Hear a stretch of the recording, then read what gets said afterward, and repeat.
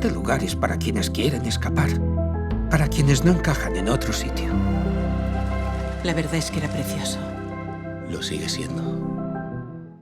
Hi, hello. Hello. It's Gonzalo from Cartelera in Spain. How are you? Hello, good, thank you. How are you Good, thanks. doing? Fine, thank you very much. Okay, you ready? Because this Yes. has to be so fast. Yes.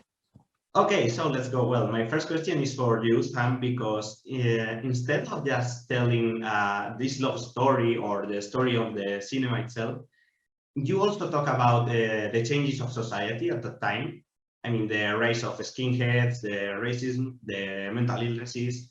So why was it important for you to reflect all that?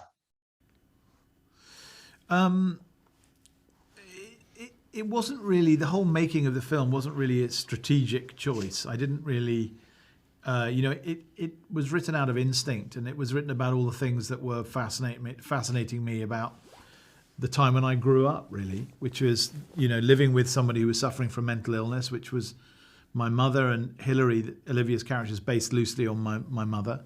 And the time when my musical opinions were formed, my movie opinions were, and my political opinions were formed. And it was a time of great racial upheaval. And at the same time, it was a time when there was amazing music being made by multiracial bands and diverse bands. So it was where I ended up. I felt like I was trying to do a portrait of that time as much as of those people.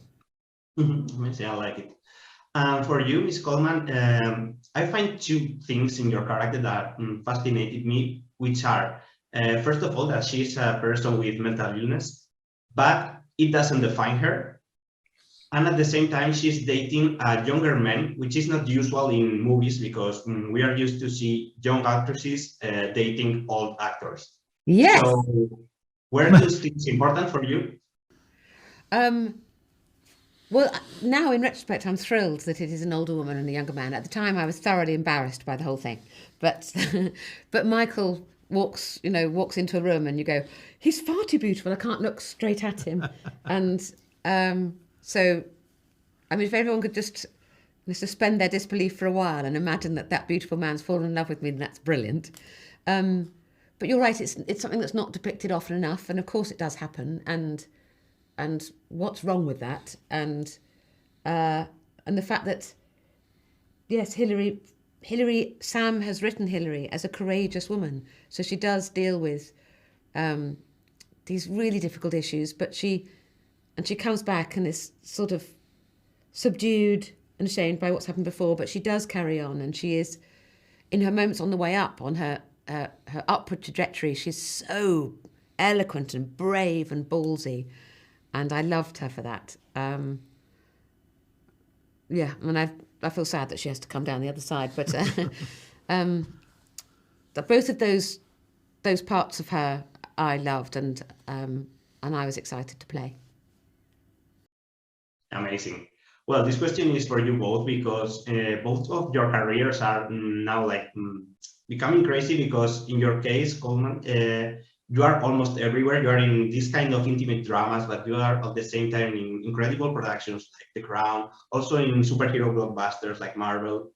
And in your case, Mendes, you have been doing a lot of action movies in those years, and you are coming back to these intimate dramas. So I would like to know, how do you guys choose those projects, and what is important for you in order to decide I want to be in this? Well, for me, I mean, it's slightly different because as a director, you're choosing a project to spend 2 years on, really. So, and a lot of what I do is self-generated. So it has to come from a very small seed. Even the Bond movies had to be written from scratch. There was no story. We had to create it. But for me, the thing that links them all as most important is I have to care about central characters, and I have to write at root. These are all human stories, whether they're surrounded, like in Skyfall, with giant, stunts and action sequences and amazing locations, or whether in like an Empire of Light, they're set in one place and they're very focused and they're very still and contemplative. the thing that links them is, I care about the human relationships within them. And that's, I suppose, my starting point for everything. The rest of it is just the window dressing. And I've always wanted to do good. I know I started out just if I have respect for my peers, that means everything. And I just want to do good work.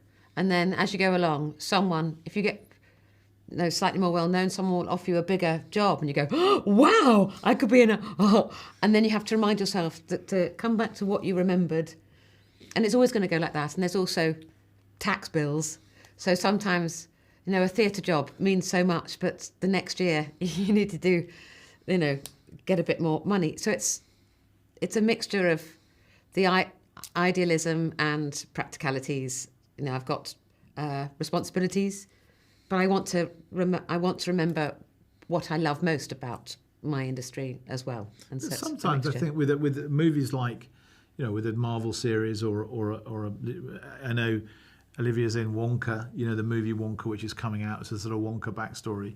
As an actor, it just releases the fun part of you, the part where you're not, not everything is angst ridden, or not everything has to be a bespoke, perfect shape. That there's something about splashing around in the joy of something colourful that is really a release, I think. Totally. It can really help with the other roles because it's a balance. Yeah, a balance. A little bit of everything is the ideal. Amazing. Okay, well, sadly they are telling me that it's a wrap. I'd love to I'm wrap this sorry. up. We do talk too you. much. But thank you so much. I appreciate your time. It's been nice. Bye. Bye-bye.